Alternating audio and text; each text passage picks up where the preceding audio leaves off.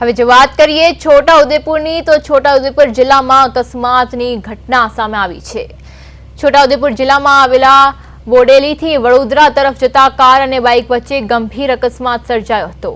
આ અકસ્માત તરગોડ ચોકડી નજીક થયો હોવાનું જાણવા મળી રહ્યું છે।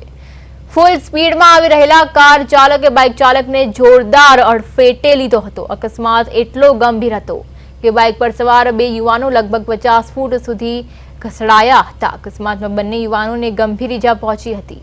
તાત્કાલિક 108 એમ્બ્યુલન્સની મદદથી તેમને બોડેલી દવાખાને ખસેડવામાં આવ્યા હતા। ઘટનાની જાણ થતાં જ બોડેલી પોલીસ ઘટના સ્થળે પહોંચી હતી અને અકસ્માત અંગે વધુ તપાસ હાથ ધરી છે।